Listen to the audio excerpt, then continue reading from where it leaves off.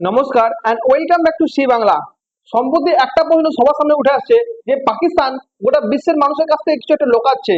এখানে পাকিস্তানের সঙ্গে সঙ্গে আমেরিকা এবং কিছুটা ভারতও পাকিস্তান কি লোকানোর চেষ্টা করছে, এই ব্যাপারে সবার সামনে কিরকম ধরনের তথ্য উঠে আসছে, হঠাৎ করে পাকিস্তানের মধ্যে কি এমন ঘটলো এবং কেনই বা হঠাৎ করে সিজ ফায়ারটা হয়ে গেল, এই সব কিছু আলোচনা করবো এই ভিডিওর মাধ্যমে। তাহলে চলুন শুরু করা যাক। সম্প্রতি একটা ভিডিও সামনে আসে, যখন ডিজিএমওর মিটিং চলছিল তখন একজন সাংবাদিক সরাসরি প্রশ্ন করে ফেলে যে স্যার, ভারতীয় সেনাবাহিনী কি পাকিস্তানের যে নিউক্লিয়ার ফ্যাসিলিটি আছে কিরানা হিলসে সেটাকে কি ধ্বংস করে দেওয়া হয়েছে? আর এরপর থেকে বিভিন্ন জায়গা থেকে নিউজ আসছে যে ওই কিরানা হিলসে ভারতের নিউক্লিয়ার অ্যাটাকের পর সেখান থেকে কিছু নিউক্লিয়ার রেডিয়েশন লিক করতে শুরু করে দিয়েছে। কিন্তু যখন সাংবাদিক ভারতের এয়ার মার্শালকে এই কোশ্চেনটিকে জিজ্ঞাসা করে, তখন ভারতের এয়ার মার্শাল একটা খুবই ইন্টারেস্টিং অ্যান্সার দেয়, যেটা এখন বর্তমানে ইন্টারনেটে প্রচন্ড ভাবে ভাইরাল হচ্ছে। প্রথমে এই ভিডিওটা দেখুন। Telling us that Kirana Hill houses some nuclear installation. We did not know about it. Okay. And we'll not hit Kirana Hills, whatever is there. Okay. I did not brief in my briefing yesterday. Thank you.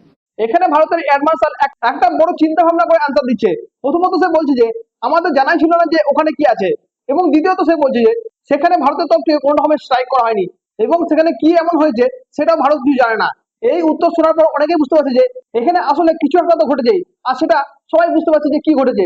পাকিস্তানে মোট 12টি গুরুত্বপূর্ণ বিমান ঘাঁটি রয়েছে, যেগুলোকে 3টি কমান্ডে বিভক্ত করা আছে।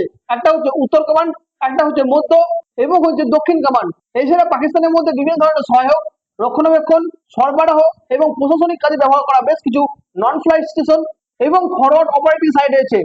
গতকালকে যে প্রেস ব্রিফিংটা হয়েছে সেই অনুসারে ভারতের বিমান বাহিনী দেশের বিভিন্ন অঞ্চলে অবস্থিত পাকিস্তানের এই ঘাঁটিগুলির উপর হামলা চালিয়েছিল। আর পাকিস্তানের সব থেকে বড় আতঙ্ক হচ্ছে পাকিস্তানের পারমাণবিক কামান কর্তৃপক্ষকে অচল করে দেওয়ার আশঙ্কা। নূর খান ঘাঁটির উপর ক্ষেপণাস্ত্র হামলাকে পাকিস্তান এটাকে একটা সতর্কবার্তা হিসেবে দেখছে। কিন্তু একটা বিষয় লক্ষ্য করার মতো যে আজকের দিনে আমেরিকান মিডিয়া এবং বিশ্বজুড়ে অন্যান্য মিডিয়া হাউসগুলো একটা উদ্বেগ প্রকাশ করছে, শুধুমাত্র কিরানা হিলস নয় বরং নূর খান এয়ারবেসকে নিয়ে।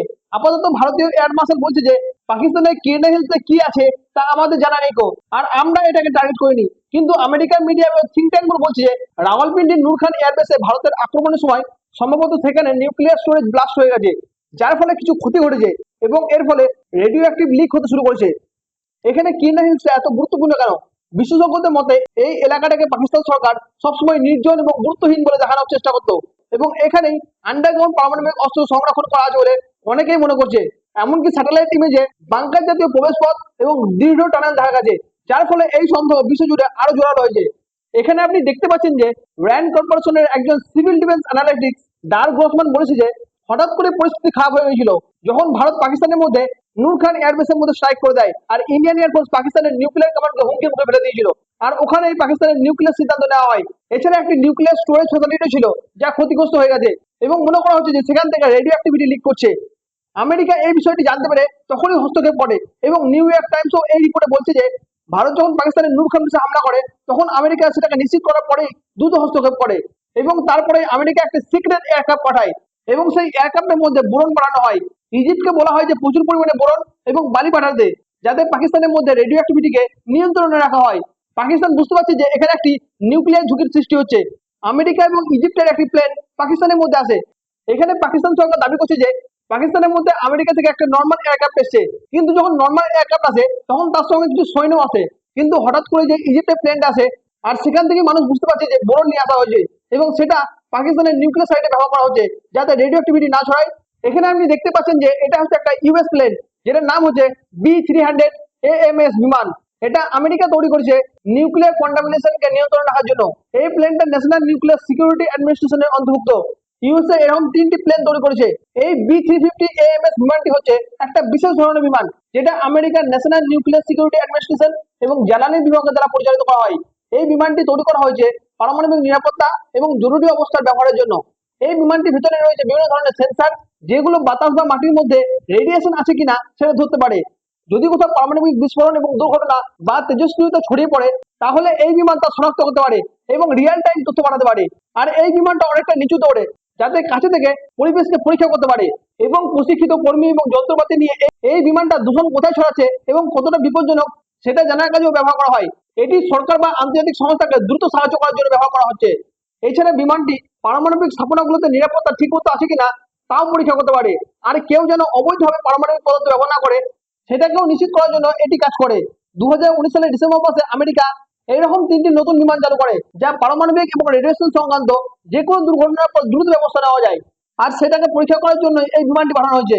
যখন ভারত পাকিস্তানের মধ্যে যুদ্ধ লেগেছিল, তখন আমেরিকার প্রতিরক্ষা মন্ত্রী জেডি ভ্যান্স বলেছিল যে this is not our business. কিন্তু যখনই ভারত নুট এয়ারবেসের মধ্যে স্ট্রাইক করে, আর তারপরে দেখা যায় যে ভারত এবং পাকিস্তানের মধ্যে আমেরিকা মধ্যস্থতা করে দেয় এবং সিজ ফায়ার ডিক্লেয়ার করে দেয়। এবং এখান থেকে মনে করা হচ্ছে যে কিছু একটা এমন কিছু হয়েছে যে হঠাৎ করে সিজ ফায়ার হয়ে গেল। সেখানে এমন কি ঘটলো যে হঠাৎ করে সিজ ফায়ার হয়ে গেল? আপনি কি কিছু বুঝতে পারছেন? সবাই আন্দাজ করতে পারছে হয়তো এমন কিছু হয়েছে যেটা থেকে গোটা বিশ্ব হয়তো বেঁচে গেল। আমরা যদি প্রেসিডেন্ট ট্রাম্পের টুইট দেখি, সেখানে লেখা ছিল millions of people will die. এই টুইটটাকে আপনি এই ঘটনার সঙ্গে যদি আপনি যুক্ত করেন, তাহলে বুঝতে পারবেন যে পাকিস্তানের মধ্যে অবশ্যই কিছু ঘটেছে, আর পাকিস্তান সেটাকে লুকানোর চেষ্টা করছে। কোল্ড ওয়ারের সময় আমেরিকা এবং সোভিয়েত ইউনিয়ন অনেক পারমাণবিক অস্ত্র দুর্ঘটনায় হারিয়েছিল, কিন্তু তাতে কখনোই বড় বিস্ফোরণ বা বিকিরণ ছড়ায়নি। কিন্তু বর্তমানে ভারত পাকিস্তানের যুদ্ধে ভারত যদি পাকিস্তানের নিউক্লিয়ার ওয়েপনকে একটু ড্যামেজ করে, তাহলে সেটা যে জায়গাতে অবস্থিত সেখান থেকে বিকিরণ পাহাড়ের নিচের স্তরের মধ্যে আটকে থাকার সম্ভাবনা বেশি। মানে সাধারণ মানুষের উপর তার সরাসরি প্রভাব পড়ার আশঙ্কা অনেকটাই কম।